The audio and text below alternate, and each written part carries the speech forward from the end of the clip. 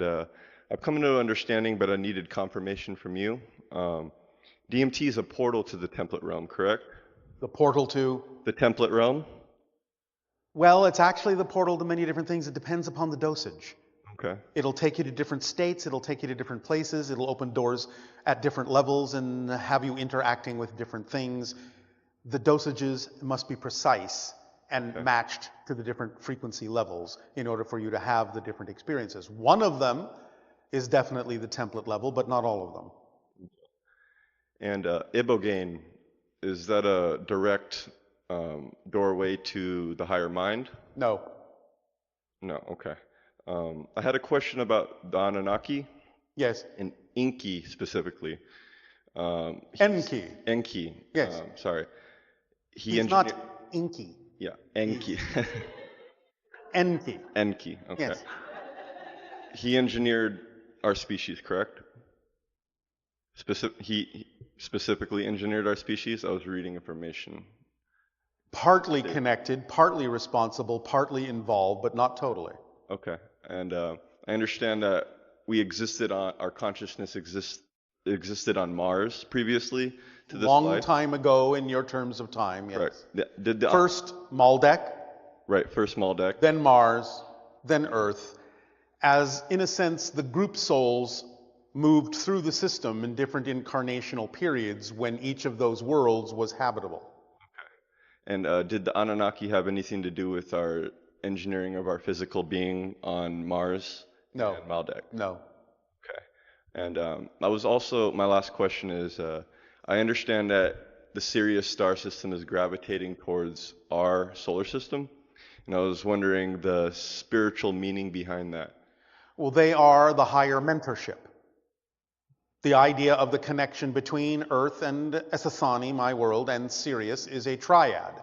A triad mentorship. We're all climbing the ladder together, but we're at different levels on different rungs. Thank you very much, Bashar. Yes, thank you. Much love. On to you.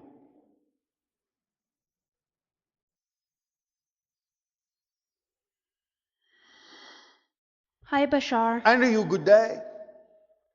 My question is, sorry, I'm a little nervous. Why? You mean excited? I'm not used to talking in front of people. Oh, what are you used to talking in front of? Talking to my friends.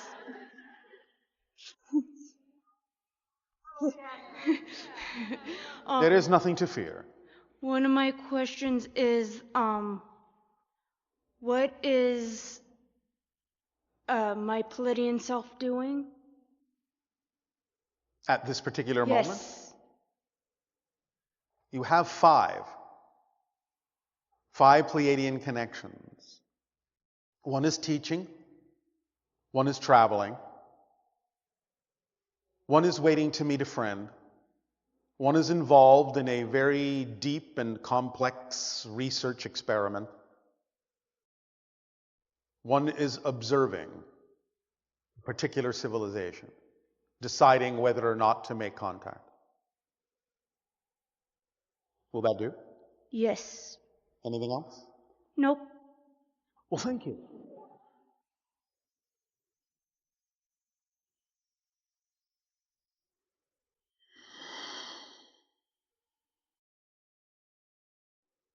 Hi, Bashar. And a good day. So I know there's no like exact, precise future predictions, but I mean like in the midst of like following my passion and following, or what you would say, greatest excitement. Yes. So I'm currently studying aerospace and aeronautical science, and I can't help but be curious if going and making our society or our civilization interplanetary is going to happen in my lifetime. Open contact between your world and other worlds will generally begin in the window of 2025 to 2033, stretching to 2040, and definitely be very active by 2050. That's the window that exists as we read the energy now. That's the highest probability. It will begin slowly, sparse contacts here and there in remote places, but it will begin to build. And eventually, sometime within that window, before 2040, you will find that there will start to be sanctuaries on your planet where hybrid children will begin to live so they can acclimate to your society and allow your society to acclimate to them so that they can learn to live among you and you among them, and eventually in the blending between your species, allowing Earth to evolve into the 6th hybrid race. Does that answer your question? Yes, it does. Wow. um, one more question, more about when will we occupy Mars? When will you occupy it? Yeah, us You humans. mean when will any human set foot on it? Yes, any humans. I mean, I'd like to too, but I mean, Generally speaking, most likely, certainly before 2035. It could happen sooner, but that seems to be the outside window. wow, thank you so much. Well, I had nothing to do with it. No, I mean, thank you, Bashar. Yes, you're welcome.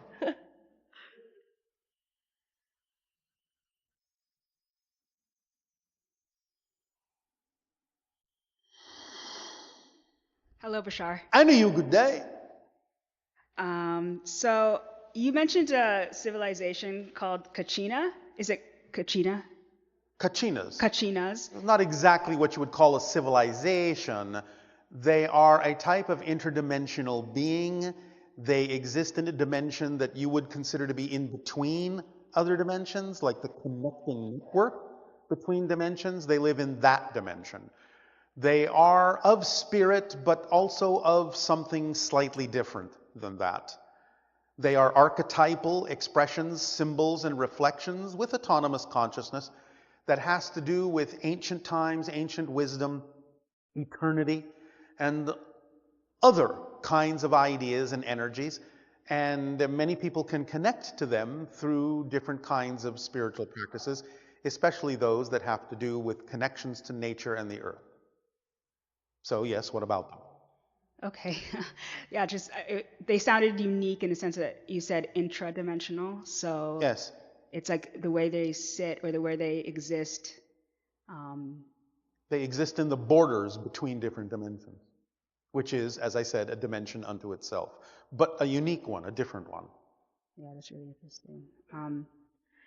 In the past, I've heard you speak of another civilization, I guess is what I would say, but they're on they live on a planet or something like that that's in the Baroque, kind of like our Baroque period, or our,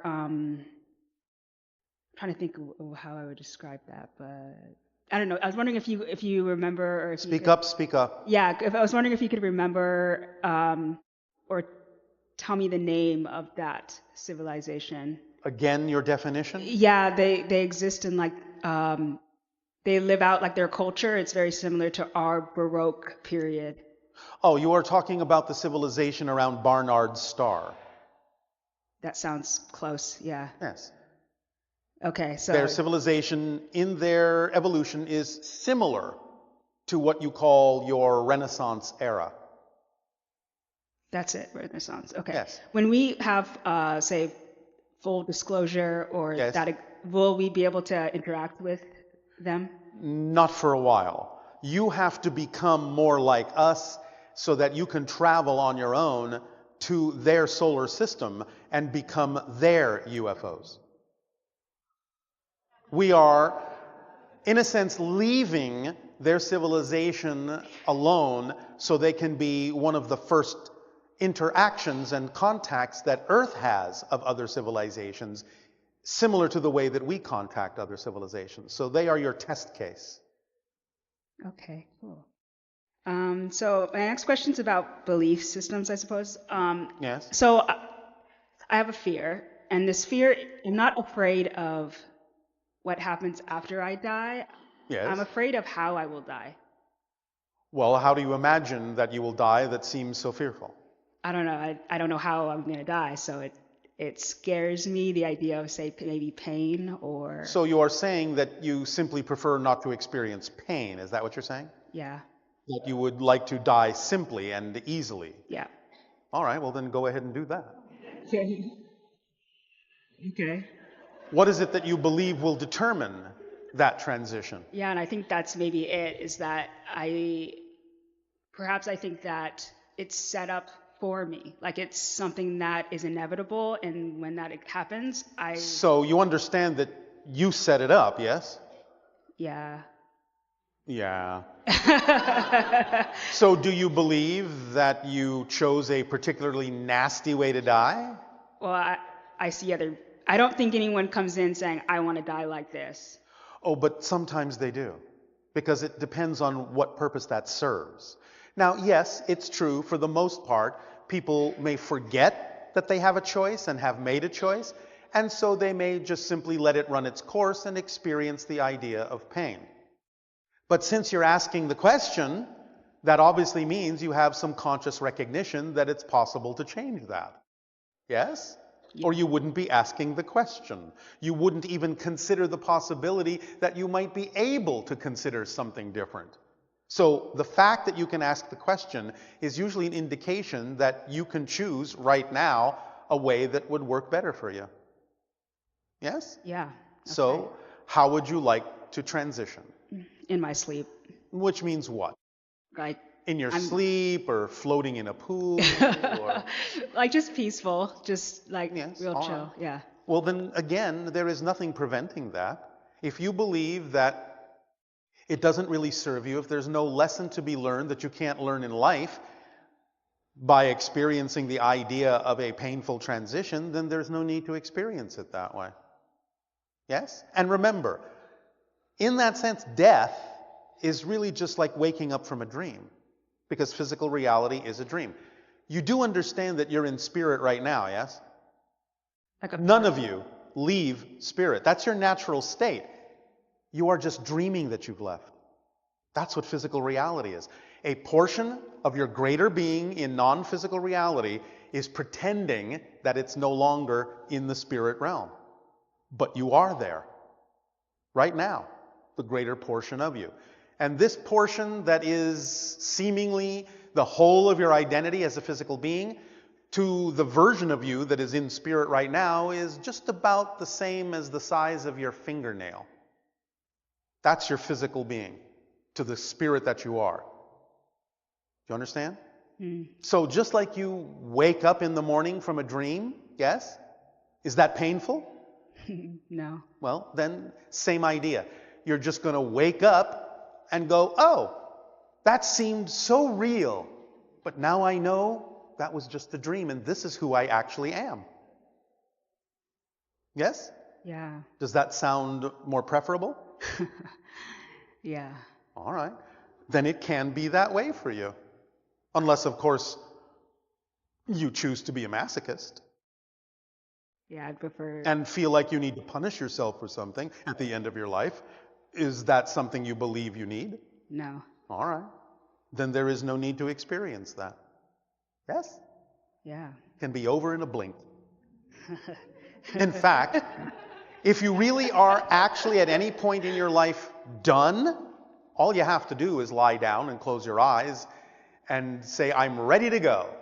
And then count to 10. If you can open your eyes at the end, you're not done. Because it can be that easy if you actually are done. You can just say, I'm done. Lie down, close your eyes, and go. Yes? Yeah. Is this helping? Yeah, it's helping. No, all right. You feel a little bit more relaxed about your death? A little bit. Yeah. If you want, we will be happy to show up at the moment of your death with pitchforks. You could show up, but maybe no pitchforks. Just, a friendly hello. But we would only do that to make you laugh. And that way you get to die laughing. There you go. That'd be cool. So our last question is, so I'm understanding that everything is choice. And I've heard you speak a lot when it comes to just how we believe, for instance, when it comes to like illness. And for me, I have, disease or dis-ease. And, it's not my preference. I mean, I really wish I could just switch to a parallel reality where it's but the idea is if it's happening, there is something for you to get out of it. So when you learn the lesson of why that's there, then it will no longer need to stick around. Things only stick around when you refuse to learn the lesson of why they're happening. Yeah, so maybe that's where I'm stuck. Well, it's not stuck. You're thinking that it's not important for you to investigate why that's there. But it is. It's not about changing it to something else. It's about understanding why it exists as it does and what the belief systems are within you that are generating that experience. When you use it up, it will no longer be there. It only sticks around when you don't use it for the purpose you created it, to bring your attention to something you need to pay attention to about how you're creating that kind of an experience. Find the belief systems that underlie it, realize that they don't belong to you and never did, that they're irrelevant for you, and let them go. Then you will not be diseased with yourself. So, I don't know. I understand that, I guess, on a Do you? conceptual level. I feel like that answer, I get a lot of frustration from that because I feel like there's something I'm not seeing. It's almost like it's a blind spot or something, and But it's not a blind spot. You just refuse to look there because you're afraid to look there, because the negative belief is making you believe that you shouldn't look there or something worse will happen. You need to ignore the negative belief. You need to see it as a trick, as smoke and mirrors. You need to see through the illusion that the negative belief is pushing on you because it's simply attempting to preserve itself. So there is nothing to be afraid of in looking to find out why you may have generated that experience. You'll only find some wonderful discovery about yourself that will allow you to expand. That's all you will ever find if you really, really look. There's nothing to be afraid of in looking, even though the negative belief may wish to make you believe that there is. You have to know that that's a truth. Yes? yeah, May I ask you a question? yeah. Do you believe you are worthy of your life? Or do you feel unworthy? I want to say I feel worthy. Say again. I want to say that I feel worthy of You this want to say that you feel worthy, life. Yeah, which means you don't, I guess so. correct? Yeah, I guess. All right, so what belief system do you have that you're holding on to that says you are not worthy of living an ecstatic life? Why do you believe that you deserve to feel unworthy? What are you afraid will happen if you allow yourself to feel completely worthy? I think I'm afraid of realizing my greatness or like my bigness. Because what do you think will happen if you do? What are you afraid will happen if you realize your greatness? I think that I'll get, like somehow I'll fail at that, or like I'll get big and doing my passion and having all this great stuff happening for me, and then the shoe's gonna drop. Well, maybe you shouldn't wear shoes then. But you understand that that's not a fact, it's just a belief. Because certainly as you live your passion, one of the things your passion does is bring your attention to things that are not your passion. But that's not a shoe dropping, that's part of the process of discovering more of your passion. To discover things that are not your passion is part of your passion. So let that be part of the process. And be okay with what comes to your attention that is not your passion. That's not a shoe dropping. You don't have to define it that way. By defining it that way, you're experiencing it as a negative. Define it as a positive. Oh, my passion just brought my attention to something that is not my passion. Oh, goody. Now I can clarify by letting that go and adding that energy to my overall passion. So thank you, passion, for bringing my attention to something that is not my passion. Yes? Yeah. It's a very different way of looking at it than thinking, oh, the shoe's going to drop and everything's going to fall apart and, oh my goodness gracious. You're the one setting yourself up for that pain by defining it as something wrong when it happens, instead of exploring with fascination and curiosity why it happened and what you can get out of it, what you can learn from it. Nothing happens by accident. It's an orchestration. There is always something you can learn if you stay in a positive state. Is this helping at all? Yeah, and when you were speaking, I feel like I just got the message of, I realized that I'm afraid of experiencing pain, Yes. but you know what? But you know what? That's a lie. Do you know why it's a lie? Because you're creating pain with yourself right now. I know, that's what's so ironic. That's the paradox, that's what I'm doing. yes. Yeah. So obviously you're not afraid of creating pain. Otherwise you wouldn't be holding on to beliefs that allow you to feel pain. Yeah. So That's awesome. Yeah. there you go. Cool. So now that you understand that you're not afraid of pain, use the pain. Use the beliefs in a way that allows you to be pain-free by accepting the fact that at first you're actually generating pain for yourself by your own choice. Then you're in control, because if it's not by your choice, you can't change it. So own it. Acknowledge that you're creating the pain, obviously, because you're holding on to beliefs that make your life feel painful. And then ask yourself, well, do I really need this anymore? Is there something else to learn from this other than learning to stop doing it? And then stop doing it. And live life in a different way. And learn things in a way that isn't painful. Yes? Yes. Is this helping? Very much so. Thank you. There will also be others who will help you in your dream state if you ask for it. Okay. All right? Okay. All right.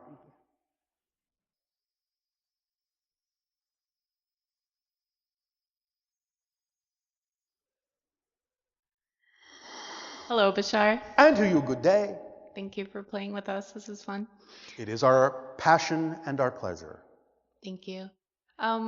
To beautifully tail off what you were just explaining with Rebecca and her fear of dying. Yes. Her fear of pain, not dying. Correct. So you are a beautiful teacher who was explaining a knowing of the ease and beauty that exists with her decision to wake up. Yes. I personally have experienced a near death and exciting. understand that knowing. Other people use drugs, DMT to have those experiences or that knowing.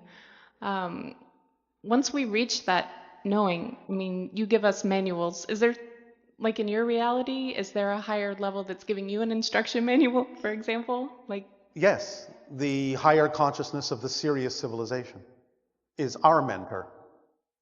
oh, that's beautiful. Yes, it is. Okay, speaking of that, I have a question. For the last couple of weeks, I've had a really intense, strong ringing in my ears that will not go away. No, all right. And in a dream, I was being shown a dolphin and how their sonar works and how they communicate and how humans do similar things with our energy that we can communicate and project energetically, but Yes. that unlike dolphins, it could possibly be from our ears. Like ears are not only receivers, they actually transmit, and that perhaps the ringing is coming from me, not to me. Energy can translate into that kind of ringing sometimes, so the answer and the solution is to use the energy. How To use so? it to communicate with them. So go to them. Okay. Go to them and open up and reverse the ring. Send the energy instead of receiving it. Flow it through you. Yes? Okay. Thank you. Does that help? It does. Does it very ring a much bell? so. It does. Thank you. Anything else?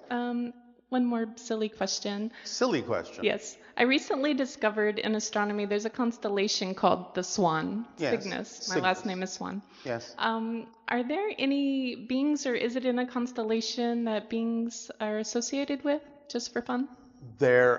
Well, understand first and foremost, of course, that constellations only look like they do from your perspective in space. Were the names, did we come up with the names, or they were given to us? No. You came up with them. Okay. Because they are your perspective. Oh, correct. Because from other places in space, those constellations don't look anything like they look from your point of view on Earth. Because those stars that make up a constellation are very far apart from one another. And from another point of view over here, they may look nothing like they look to you from over here. But there is a civilization associated with one of the stars in that constellation, yes. And who are they? I can't tell you that yet. Okay. It's not time. Okay. Final question, also silly.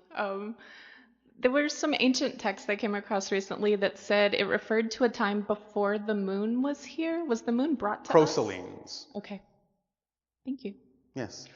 The idea is your moon has been around your world for a long time. But there was a civilization that couldn't see it. They were in a different reality. Therefore, they talk about a time before there was a moon until they changed the vibration to match the frequency of the remainder of your Earth civilization, and then they could see the moon. But it was there. It was just out of their range of perception. Okay. Yes? Thank you. You're welcome. Have a good day. And by the way, Yes. your questions aren't silly. Thank you. Thank you. Thank you.